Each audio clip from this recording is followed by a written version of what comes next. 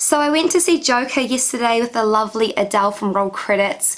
She is an absolute pro. I'll link her YouTube channel below. If you guys are subscribed to my channel and not to hers, then quite frankly, you are doing life wrong.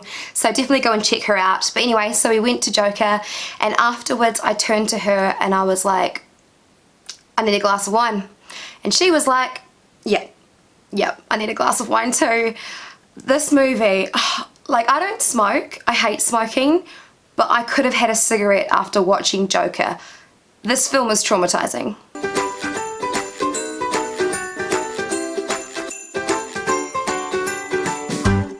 Caw-caw! So before I get into this review, I do have 4 disclaimers for you guys. Firstly, I am getting sick. You can probably hear it a little bit in my voice. So if I'm a bit flat in this video, that is why. Secondly, I have lots to say about this movie. I really want to go through kind of scene by scene, just talk about it. So yeah, if this video is overly long, I apologize in advance. I feel like it is going to be a long video. Thirdly, because I am breaking down parts of the film, there is spoilers in this video. This is your spoiler warning. And fourth, and maybe most importantly, I pronounce Joaquin Pheonix like walking. That is my accent. I am from New Zealand. I went on a date once and the guy said, it sounds like you're saying walking. I'm not. Okay? So now that we've cleared that up, let's get to the review. Joker is directed by Todd Phillips and stars Joaquin Pheonix as Arthur / the Joker, and what I guess you would call is an origin story, but if you dig a little bit deeper, is more of a character study about how somebody who is mentally unwell and broken and doesn't fit in the world could turn to violence in order to kind of gain some sort of sense of control. This is a very, very sad movie. It is very traumatizing, as I said earlier in this video, but it is absolutely brilliant. I can't stop thinking about it, honestly. It's haunting me, quite literally.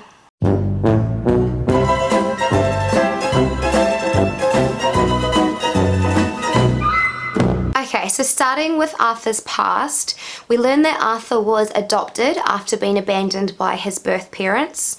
Arthur's adoptive mother worked for Tom Wayne, which is Bruce Wayne's father, but was fired after she started stalking Tom Wayne, and then ultimately was institutionalized and diagnosed with narcissism and delusions, both of which are qualities that Arthur possesses. Arthur's mother lived with her abusive boyfriend, and when the police came to the house, they found Arthur tied to a radiator and starving. In the present, Arthur's psychiatrist says that his uncontrollable fits of laughter are a psychological condition, and that basically most people that experience this condition use it as a way of covering up trauma. And in the past, Arthur's mother says that he was always such a happy boy, which suggests that he has been experiencing trauma his entire life. And this idea is backed up in a later scene where Arthur tells the psychiatrist that he hasn't been happy a single minute of his life. It's really sad. In present day, Arthur is a loner. He lives with his mum, who he cares for. He works as a clown in front of stores holding up signs, and also at the children's hospital, and it's a job that he really loves, but he ends up getting fired after bringing a gun to work one day. He's also deathly skinny, which I take as kind of representative of the ongoing trauma since he was a kid, because when the police found him, he had been starving, so it feels like the reason he's so skinny as an adult is because he's carried that trauma through to adulthood, and his physical form is representative of his mental form. Joaquin Pheonix lost a lot of weight for this movie. I think it was something like 25 kilos or 50 something pounds, which is absolutely insane, and he uses his skeletal form to such good impact in this character. Like, it's horrifying to watch. He twists himself in ways that don't seem human. It's a bit like Dakota Fanning in the movie Suspiria, except somehow worse. Arthur dreams of being a stand-up comedian, but the issue is he is just not funny.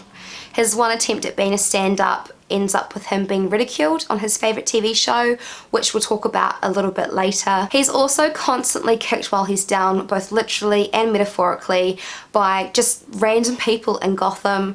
He gets punched in the face by Tom Wayne. A lady on a bus is really rude to him after he tries to entertain her child. These 3 like street kids beat him up, and this all comes to a head when he is accosted by these 3 Wall Street dickheads, really, on a train one night. Arthur has just lost his job at this point, which we know he absolutely loved, and in a moment of anger and panic, he shoots one of the Wall Street guys. Then he shoots the next one, but by the time he shoots the 3rd guy, it's no longer self-defense. You can tell that he's taking enjoyment out of the control that he feels in murdering this 3rd dude. But here's the thing, the people of Gotham have become disillusioned. They've lost faith in the government and in people in positions of power. This idea of the struggle between the powerful and the powerless is a running theme in this movie. Again, I'll go into this a little bit more later in the video, but it kind of is one of the main attributes as to why Arthur becomes the Joker. And so because the people of Gotham are feeling in a way the same way as Arthur is, they're feeling hopeless and powerless, they see these murders as an act of defiance against the wealthy, and they start to idolize the Joker as a symbol of the revolt against the powerful. Okay, so let's talk about his turn into the Joker. So the first 2 sections have covered how unwell Arthur is, how lonely and sad and delusional he's become, how he is an outcast in the world around him to the point that he fantasizes about and blurs reality in order to cope. He feels really unheard. The system has cut funding to mental health services, so his one lifeline to his disorder has been cut. His mother has lied to him about Tom Wayne being his father, giving him a false hope of finally being loved and accepted. And this is a point that he only finds out when he visits the mental institution where she was committed and reads through the reports, which is also where he finds out about the abuse he suffered. And I think he's repressed the abuse that he suffered as a child because he does seem quite shocked when he finds out. Repression of abuse and trauma is obviously another coping mechanism, and on top of all of this, he is now being idolized by the disillusioned. Wow. So there's quite a clear turning point in the film where Arthur ceases to exist and the Joker really begins, and that is immediately after he finds out about his mother from the mental institution. So she has just suffered a stroke and is in hospital, and he goes to visit her and he smothers her. And the reason that I think this is really the beginning of the Joker's character is that she is the only person that he has in the world, and he's just taken her life. So by doing so, he's cut himself off from the connection to reality that he had. So once Arthur fully becomes the Joker, he commits 2 more acts of violence. The first one occurs when his 2 colleagues, one of which is a little person and the other is the person that sold him the gun in the first place and contributed to him getting fired. They come to his house to visit him after they hear about his mother's passing, and when they arrive they see that he is painting his face white. He's starting to don the Joker makeup. So he brutally murders one of the colleagues. It's quite horrifying to watch.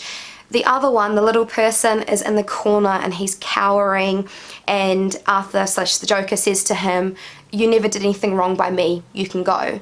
So the guy goes to the door, but Joker has pulled the latch across the door, and because he can't reach it, he has to ask Joker to unlock the door for him. And you're thinking like, oh shit, he's a goner. Like, there's no way he's not getting murdered, right? But Joker comes up to him, kisses him on the forehead, and lets him leave. So yeah, surprising but kind of in character Joker moment. He's only out to kill those that he feels have wronged him, and this colleague hasn't wronged him, so he's free to go. The second act of violence comes when Joker is invited onto the TV show that mocked his stand-up performance, and he actually goes on the TV show as the Joker. There is a beautiful shot of him posing behind the curtains. If I can find it online, I'll put it in the video here, because honestly it is stunning. So the Joker goes on this TV show and he admits to the killing of these 3 Wall Street guys. And the TV host is like, are you happy with what you've done? Like, look what is happening to society. Everyone is rioting and, you know, they're fighting against the government. And he asks him, do you hate the government? And the Joker's like, I don't even care about the government. This is a really important line. The reason it's important is because the Joker's character doesn't have an end goal. The reason that he is doing this is not to fight against the powerful or to fight against the government. It's to cause anarchy and chaos. And in the movies, the comic books, all the media prior to this movie, this is what's made the Joker such a dangerous villain, is that he doesn't have a purpose for his villainy. He's just doing it to cause trouble. So he's on this TV show and he says to the TV host, you are representative of everything that is wrong in this world. You are basically the reason that I have been created. Somebody who will mock someone less fortunate than themselves for personal gain. And then he kills the TV host. Shoots him in the head. Actually, I do want to talk about the violence in this film just for a moment, because prior to going into this film, I tried to avoid all reviews, all articles. I really wanted to watch this movie as blind as I could be, but one of the things that I saw quite often was how it was hyper-violent and how the violence was unnecessary. I could not agree less with the statement. This movie never condones what Arthur does. There are acts of violence, but they are done in a way that are quite authentic and never ever gratuitous. Even when he kills the TV host, it's such a raw moment. If anything, I think that they have handled these 3 or 4 acts of violence with a lot of care. So he kills the TV host, he's taken away in a cop car, but by this point the people of Gotham are in full riot mode. They're all wearing these clown masks and they ram the cop car with an ambulance and take him out of it. And he gets up, his mouth is full of blood, he smears it on his face in this twisted kind of smile and does a little Joker dance as this kind of messiah. It's such a moment, and then all his little clown minions dance around him, worshipping their new leader of anarchy. And in the final sequence, he is in a mental institution and he's talking to his psychiatrist, and he begins to laugh as he visualizes Bruce Wayne standing over the dead body of his 2 parents, which we all know is how every Batman film begins. And I get this. I get the Joker. In fact, I get every decision that he makes throughout this entire movie. He laughs at the idea of Bruce Wayne suffering because for a brief moment he believed that he was Tom Wayne's son, and so Bruce stands to be a representation of the life that Arthur thinks that he could have had. It's one of the things that the film does so well. It never truly condones the Joker's actions, but rather shows you how someone who was so invisible and powerless and neglected by society would revel in doing something that disrupted the order. He's attracted to the chaos because it disrupts the structure of a society that he was continuously let down by. Historically, comic books and the movies based on comic books have shown insanity as this fun, colourful, kind of quippy thing. Even Heath Ledger's Joker, and I'm not making a direct comparison here because I don't see the point, but even Heath Ledger's Joker, you were allowed to like him because he was funny and he was colourful and he was witty and his insanity was a joy to watch. Here, insanity is a mental health issue, which it is. This film is the Joker that is suffering from a mental health issue, and so you can like the character and you can root for the character in the sense that you are rooting for him to get better and the society around him to prevail, but deep down we all know that it's not going to, and so by the time he becomes the villain, you're kind of on his side because it feels justified. This movie kind of reminded me of Mr. Robot. Now, for anyone that hasn't seen the TV show, I would first of all highly recommend watching it. It is absolutely brilliant. Rami Malek kills it. But secondly, I'm about to talk a major spoiler for that show. So if you've not seen it, I'm going to put a little spoiler icon somewhere here. Maybe just mute this video until that icon goes away, and then you can safely unmute, okay? So the parallels are that Elliot is quite similar to Arthur in that he's somebody who is incredibly lonely and doesn't fit into society and is mentally unwell. In the case of Elliot, he has dissociative identity disorder, but he's also a hacker, and he's trying to take out the government, or this massive corporation that basically runs the government, from the inside out. So both the TV show and this movie are such an interesting look at how people can feel so disconnected from society and what happens when people revolt against those that are in a position of power. Anyways, that is probably enough for today. I feel like I've said almost everything I have to say about this film. This video is definitely long enough by now. I reckon that Joaquin Pheonix is 100% getting an Oscar nomination, if not a win, for this film, because his performance is absolutely flawless. If he is ignored by the Academy, I've got an idea. We should all put on clown masks and we should riot. I'm gonna give Joker a 10 out of 10. What did you guys think of this film? Do let me know in the comment section below. I am quite aware that people are really divided on this one. I've got a handful of friends on my socials that hate it. I've got a handful that absolutely love it like I do. There's a couple sitting somewhere in the middle, but whatever your opinion is, please do let me know in the comment section below. Wait, no, the last thing I'll say about this film, and I promise this is the last thing, is the scene where he's on the Murray TV show was so reminiscent of when Casey Affleck and Joaquin Phoenix did that like social experiment movie.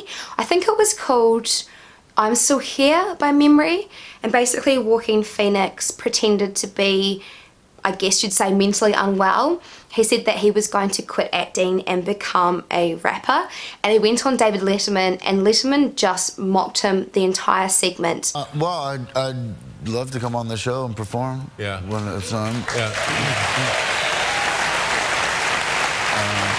But I'm working on it, you know, it's You know, that seems unlikely.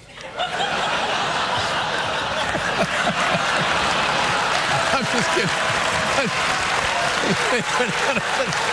This whole section of this film reminded me so much of that, which had to have been intentional, right? Anyways, that is definitely it from me now. I feel like I've been talking for hours and I still have to edit this bad boy. Even it's gone from like daytime to dusk while I've been filming, so I am done. Thank you as always for watching. I'll see you guys here for the next one. Good call!